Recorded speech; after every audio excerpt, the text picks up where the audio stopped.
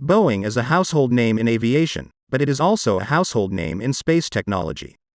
Given the company's history of NASA contracts, it's perplexing to consider how Boeing is failing with the Starliner aircraft that NASA contracted it to develop. SpaceX, on the other hand, continues to have success after success. As it cancels flight after flight, Boeing has been shifting from one disgrace to the next. In this video, we examine the colossal failure that the Starliner has become for Boeing.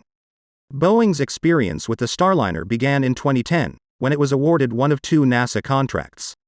The goal of NASA's Commercial Crew Program was to restart the agency's decommissioned space shuttle program and boost its presence on the ISS.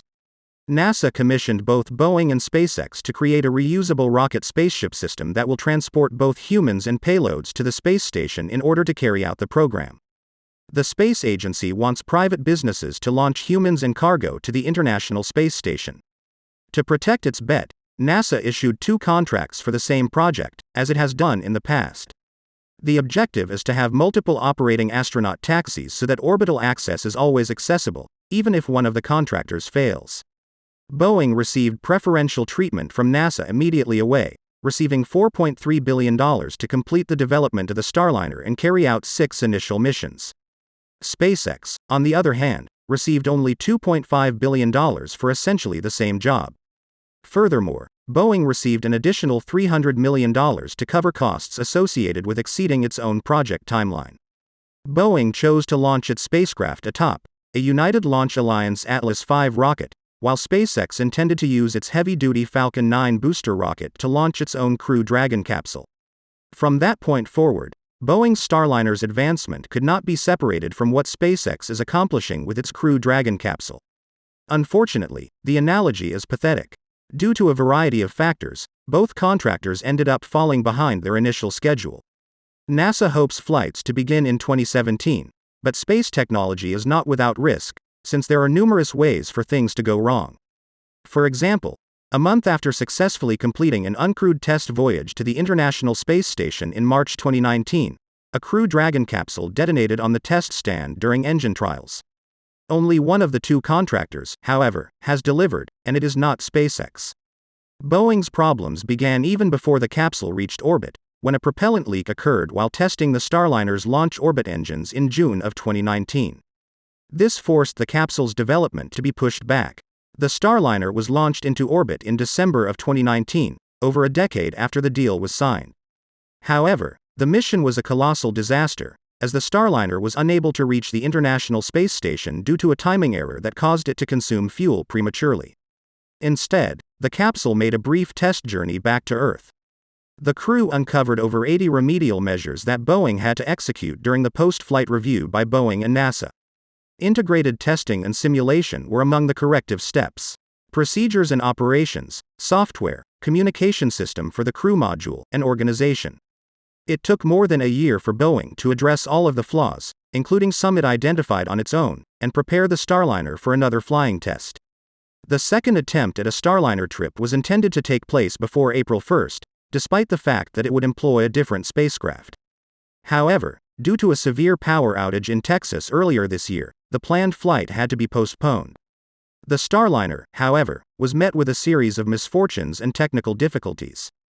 The uncrewed trip intended for July 30th to evaluate the spacecraft systems had to be postponed since the space station had been pushed into a spin a week earlier when a newly added Russian module, the Nauka, fired its thrusters accidentally.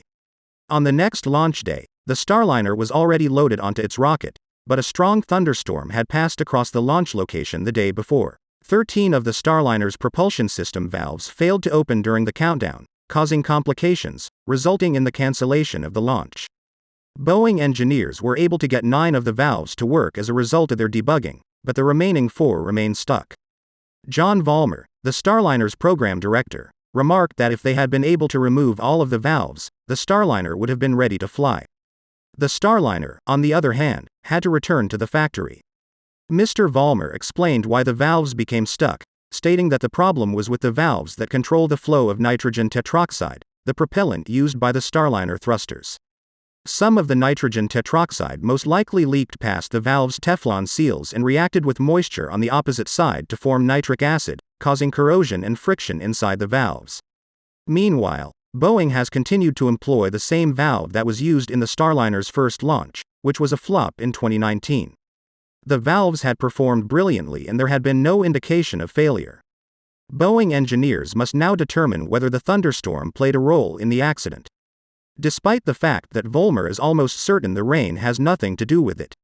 This means that the Starliner capsule will detach from the Atlas V rocket in Florida's Cape Canaveral Space Station and return to Boeing's factory at NASA's Kennedy Space Center for a second try. When NASA's Assistant Administrator for Human Exploration, Kathy Luters, described the latest failure as a disappointing day, she mirrored the thoughts of many Boeing employees. However, she chose to find the bright side, stating that the mishap was precisely why NASA takes demo missions seriously. So, after all of the delays and setbacks, when will the next Starliner flight attempt occur? Unfortunately, there is no set launch date for space enthusiasts. Engineers must first discover out what went wrong and then figure out how to fix it. Mr. Vollmer refused to give a time frame for when that will happen, saying it was too early to predict how long the fix would take or when the spacecraft would return to the launch pad. However, this year's flight may be out of the question, despite his admission that it would be amazing if it could happen this year. Meanwhile, Boeing continues to lose money. For the 2019 financial year, the company wrote off $410 million relating to the failed flying test in December. The Starliner's continual delays have financial ramifications for NASA as well. Because the NASA always has a backup plan, it may have to revert to a very expensive second option, hitching a ride to the space station on Russian Soyuz rockets. In the same time span, SpaceX's Crew Dragon capsule accomplished multiple missions for NASA. Since 1968, they've even managed to pull off the first nighttime splashdown with astronauts. With 2 additional missions possible before the end of the year, the Crew Dragon capsule, dubbed Resilience, has successfully transported 4 people to the International Space Station, including a Japanese astronaut, and returned them to Earth 6 months later. Mike Hopkins, one of the returning astronauts, was all love for SpaceX, talking about how the firm was transforming the world. The adulation continues after the nighttime splashdown, as the astronauts appear to prefer SpaceX's spacesuits to Boeing's. In zero gravity, the astronauts report, it is easier to get in and out of. SpaceX's tuxedo-like black and white uniforms are also more fashionable, according to the astronauts, who awarded it a 5-star rating. Unlike the blue clothing available from Boeing, even in terms of cockpit design, SpaceX outperforms what Boeing has to offer. In the cockpit of the now-defunct Space Shuttle, Boeing packed panels of gauges, switches, displays, number pads, and joysticks into the astronauts' view. Astronauts in the Crew Dragon, on the other hand, had access to 3 touchscreen panels, which they only utilized sparingly because the spacecraft handled the majority of the piloting. It's terribly humiliating that a firm as massive as Boeing, with billions of dollars in the bank, can be defeated in their own game by a relatively small startup like SpaceX. What do you think is going to happen in the future for Boeing? Let us know your thoughts on the topic in the comments section below. A quick reminder to subscribe to our channel. There's a link down below for more Tesla news and conjecture. If you want to learn more about Tesla, SpaceX, and Elon Musk, we have 2 more video alternatives for you to watch on the screen. If you enjoyed this video, please give it a thumbs up and subscribe to our channel for more weekly news like this.